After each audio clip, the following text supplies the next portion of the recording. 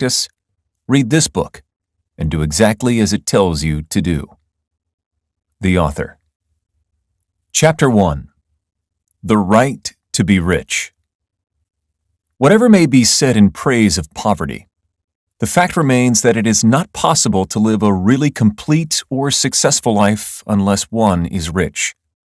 No man can rise to his greatest possible height in talent or soul development unless he has plenty of money. For to unfold the soul and to develop talent, he must have many things to use, and he cannot have things unless he has money to buy them with. Man develops in mind, soul, and body by making use of things, and society is so organized that man must have money in order to become the possessor of things. Therefore, the basis of all advancement for man must be the science of getting rich. The object of all life is development, and everything that lives has an inalienable right to all the development it is capable of attaining. Man's right to life means his right to have the free and unrestricted use of all the things which may be necessary to his fullest mental, spiritual, and physical unfoldment, or, in other words, his right to be rich. In this book, I shall not speak of riches in a figurative way. To be really rich does not mean to be satisfied or contented with a little. No man ought to be satisfied with a little if he is capable of using and enjoying more. The purpose of nature is the advancement and unfoldment of life, and every man should have all that can contribute to the power, elegance, beauty, and richness of life. To be content with less is sinful. The man who owns all he wants for the living of all the life he is capable of living is rich, and no man who has not plenty of money can have all he wants. Life has advanced so far and become so complex that even the most ordinary man or woman requires a great amount of wealth in order to live in a manner that even approaches completeness. Every person naturally wants to become all that they are capable of becoming. This desire to realize innate possibilities is inherent in human nature. We cannot help wanting to be all that we can be. Success in life is becoming what you want to be. You can become what you want to be only by making use of things, and you can have the free use of things only as you become rich enough to buy them. To understand the science of getting rich is therefore the most essential of all knowledge. There is nothing wrong in wanting to get rich. The desire for riches is really the desire for a richer, fuller, and more abundant life, and that desire is praiseworthy. The man who does not desire to live more abundantly is abnormal, and so the man who does not desire to have money enough to buy all he wants is abnormal. There are three motives for which we live. We live for the body, we live for the mind, we live for the soul. No one of these is better or holier than the other. All are alike desirable, and no one of the three, body, mind, or soul, can live fully if either of the others is cut short of full life and expression. It is not right or noble to live only for the soul and deny mind or body, and it is wrong to live for the intellect and deny body and soul. We are all acquainted with the loathsome consequences of living for the body and denying both mind and soul, and we see that real life means the complete expression of all that man can give forth through body, mind, and soul. Whatever he can say, no man can be really happy or satisfied unless his body is living fully in every function, and unless the same is true of his mind and his soul.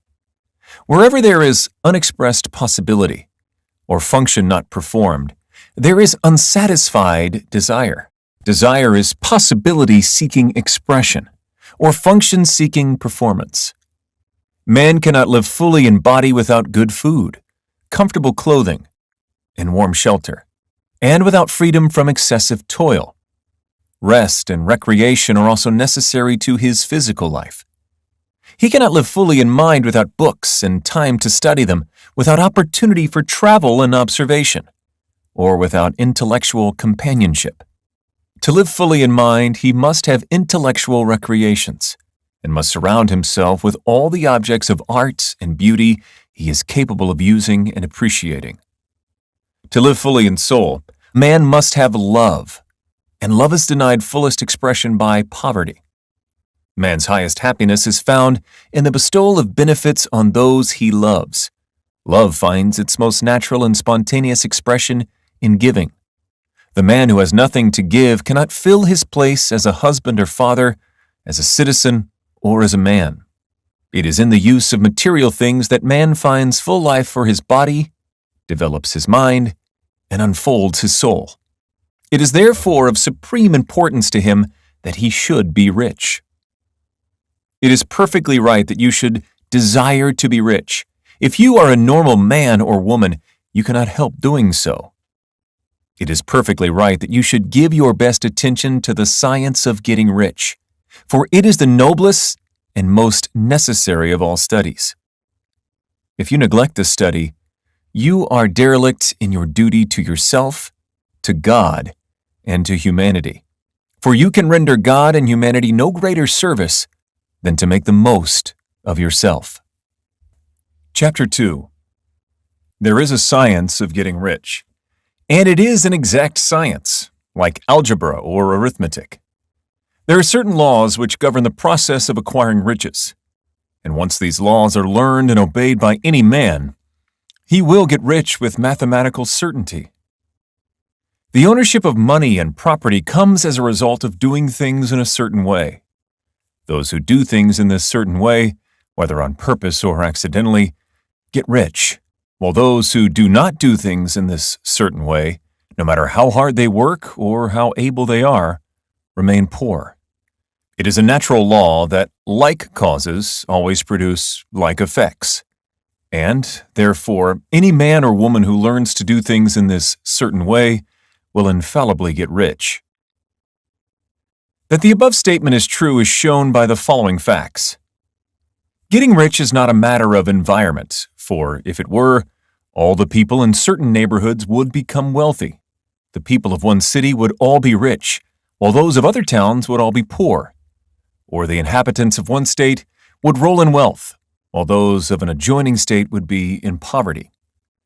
But everywhere we see rich and poor living side by side, in the same environment, and often engaged in the same vocations. When two people are in the same locality and in the same business, and one gets rich while the other remains poor, it shows that getting rich is not, primarily, a matter of environment. Some environments may be more favorable than others. But when two people in the same business are in the same neighborhood, and one gets rich while the other fails, it indicates that getting rich is the result of doing things in a certain way. And further, the ability to do things in this certain way is not due solely to the possession of talent. For many people who have great talent remain poor, while others who have very little talent get rich. Studying the people who have got rich, we find that they are an average lot in all respects, having no greater talents and abilities than other men. It is evident that they do not get rich because they possess talents and abilities that other men do not, but because they happen to do things in a certain way. Getting rich is not the result of saving or thrift. Many very penurious people are poor, while free spenders often get rich. Nor is getting rich due to doing things which others fail to do, for two men in the same business often do almost exactly the same things, and one gets rich while the other remains poor or becomes bankrupt. From all these things, we must come to the conclusion that getting rich is the result of doing things in a certain way. If getting rich is the result of doing things in a certain way, and if like causes always produce like effects, then any man or woman who can do things in that way can become rich, and the whole matter is brought within the domain of exact science. The question arises here, whether this certain way may not be so difficult that only a few may follow it. This cannot be true, as we have seen, so far as natural ability is concerned. Talented people get rich, and blockheads get rich. Intellectually brilliant people get rich, and very stupid people get rich.